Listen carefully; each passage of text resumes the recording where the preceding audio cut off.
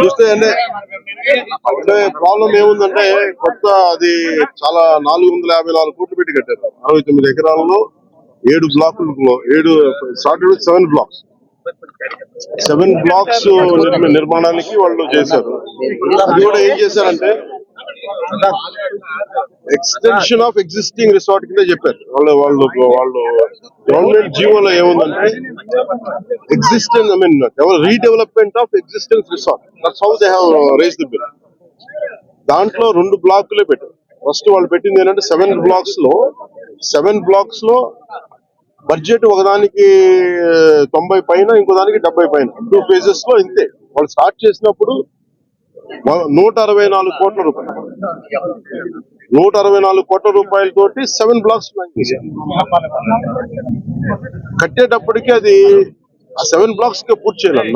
4 బ్లాకులకి అంటే మనం చూస్తే 4 బ్లాక్ అంటే బిల్డింగ్ కాదు, residential block is 1, CMO office is 1. ఇవన్నీ కూర్చొని అలాగా వాళ్ళు 7 బ్లాకులు ప్లాన్ చేసుకుంటే 4 బ్లాకులే కట్టారు. 7 బ్లాకులకి వాళ్ళు ప్లాన్ చేసినప్పుడు 92 కోట్లు ఫస్ట్ ఫేజ్, రెండో ఫేజ్ 53 కోట్లు. సో రెండు కొంచెం అటు ఇటుగా పెడితే 160 కోట్ల పై చిలుకు వాళ్ళ ఒరిజినల్ ప్లాన్. అది ఏదైనా సరే ఇంకో చోట పైకి వెళ్ళిందంటే ఒక 2 అవుతుంది. కానీ ఇది 454 కోట్లు అయితే not even for the entire 7 blocks. It is only 4 blocks.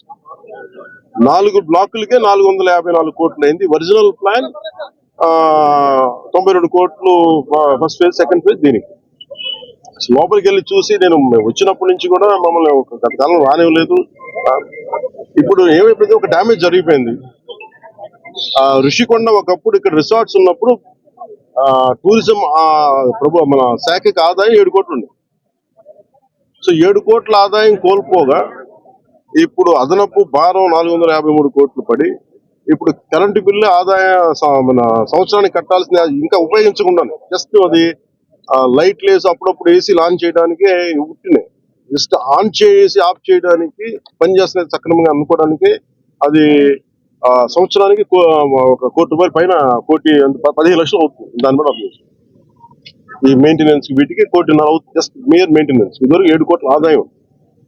మేము అన్ని చూసిన తర్వాత లోపల వెళ్ళి పర్యవేక్షిస్తే ఇప్పుడు దాకా వాళ్ళు డ్యామేజ్ చేశారు. ఈ టాయిలెట్స్ ఎన్ని కోట్లు, టబ్బు ఇవన్నీ ఇంకా అయిపోయినాయి, ప్రజల్లోకి వెళ్ళిపోయినాయి. మా కుటుంబ ప్రభుత్వం నుంచి మేము PSC chairman, civil supplies minister Manohar గారితో, టూరిజం శాఖ మంత్రివర్గంతో అందరితో కూర్చున్నప్పుడు, నాతో అంటే జనసేన సభ్యులతో కూర్చున్నప్పుడు, గౌరవ శాఖ సభ్యులతో కూర్చున్నప్పుడు జరిగిన డ్యామేజ్ జరిగిపోయింది. తొలచాల్సిన కొండ తొలిచేశారు, పాడు చేశారు. ఓకే, వీటన్నిటిని మించి ఇప్పుడు మన ముందు ఏముందని దీన్ని how well we can utilize 400 change చెప్పి ఎలా పెట్టాలి. చాలాసార్లు అనేక మార్లు మేము కేబినెట్ మీటింగ్ చర్చించాం. ముఖ్యమంత్రి గారు కూడా దీని మీద ఎలా చేయాలనేది ఆయన అందరిని అడుగుతూ ఉన్నారు. సో మేము ఈ పర్యటన తాలూకు ముఖ్య ఉద్దేశం ఏంటంటే,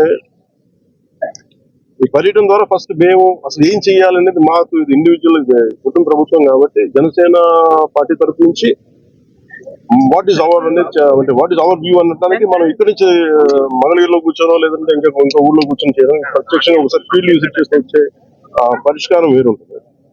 సో లోపలికి వెళ్ళి కూర్చొని మేము చూస్తున్నప్పుడు పెచ్చులు ఊడిపోతా ఉన్నాయి. ఆ సీఎంఓ ఆఫీస్ బ్లాక్ లో ఆల్మోస్ట్ వాళ్ళు ఎవరు పేషీలో కూర్చునే ఆ పైకప్పు పడిపోయింది, నీళ్లు లీక్ అవుతున్నాయి.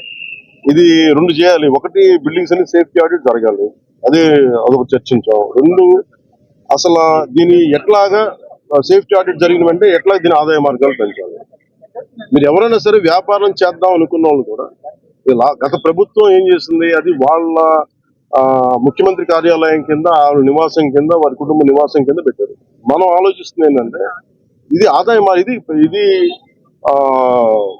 టూరిజం శాఖ ప్రాపర్టీ. ఇది should remain as Andhra Pradesh government ప్రాపర్టీగా ఉండాలని మా అందరి కోరిక. దట్స్ వాట్ ఒక 4 రెజల్యూషన్ తీసుకున్నాం.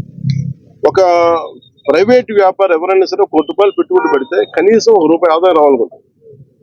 దీని మీద 453 కోట్ల రూపాయలు పెట్టుబడి పెట్టి కనీసం ముందస్తుగా ఏం చేయాలి, అసలు బ్రేక్ ఈవెన్ ఎప్పుడు అవుతుంది, ఇది ఆదాయం ఎప్పుడు మారుతుంది అనేది ఏం చెప్పంటే మన మైస్ అనేది ఒక యాక్రోనిమ్ చెప్పారు.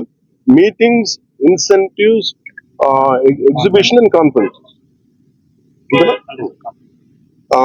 ఇది ఏంటంటే దుబాయ్ ఇస్ మైస్ డెస్టినేషన్. అలాగే వైజాగ్ ఇది మన మీటింగ్స్ కానీ లేదంటే ఏదైనా పెట్టుబడులు పెట్టడానికి ఇన్సెంటివ్స్ ఇవ్వడానికి కానీ లేదంటే కాన్ఫరెన్స్ పెట్టుకోవడానికి బ్యూటిఫుల్ ప్లేస్ కాన్ఫరెన్స్ పెట్టుకోవడానికి లేదంటే ఎగ్జిబిషన్స్ పెట్టుకోవడానికి వీటన్నిటికీ కూడా డెస్టినేషన్ మ్యారేజ్ వీటన్నిటికీ ఉంటుంది. దాంట్లో భాగంగానే దీన్ని మైస్ ఈవెంట్ టోటల్ పాలసీలు దీన్ని పెడితే ఆ బాగుంటుందని కోరిక. అలా కాకుండా మనం 453 కోట్లు పెట్టి దీన్ని ఒక ఎగ్జిబిషన్ లాగా అందరూ అంటే మేము ఇచ్చిన మేజర్ ప్రపోజల్ ఏంటంటే మేము తీసుకున్న మేజర్ రెజల్యూషన్ ఏంటంటే it is not about football. మనం టికెట్లు పెట్టేస్తే ఎంత వస్తుంది. ప్రభుత్వం should think like proper business. నేను టూరిజం శాఖ కూడా అదే చెప్పాను. మీరు 453 కోట్లు ప్రజాధనం పెడితే 453 కోట్లు ఎప్పుడు బ్రేక్ ఇన్ అవుతే అది ఎప్పుడు ఆదాయం వస్తుంది. ప్రభుత్వం నుంచి తీయడం కాకుండా అందుకని దీన్ని డెస్టినేషన్ మీటింగ్స్ లేదంటే అన్ని కలిపి ఈవెంట్ చేయాలి. దీని మీద కూర్చోబెట్టి ఇమీడియట్ గా దీన్ని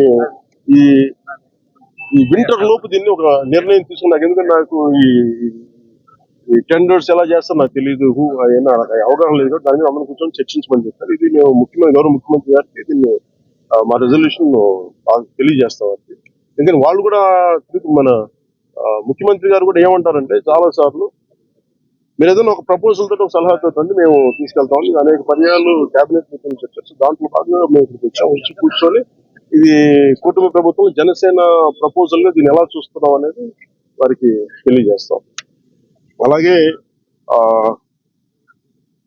మనోహర్ గారు మన సూచన ఏంటంటే దుర్గేష్ గారు కూడా వెంటనే మాట్లాడుతుండగా వెంటనే దీన్ని మెయింటెనెన్స్ చేయించింది. ఎందుకంటే దుమ్ము పట్టేసి ఉన్నాయి, ఆల్మోస్ట్ ఒక 1/4 ఇంచ్ దుమ్ము ఉంది. సో వెంటనే క్లీన్ చేయించినాయి. ఎవరు పడితే వాళ్ళు వెళ్ళిపోతా ఉన్నారు. అందుకని దీన్ని ప్రొటెక్ట్ చేయడం, దీన్ని కేర్ తీసుకోవడం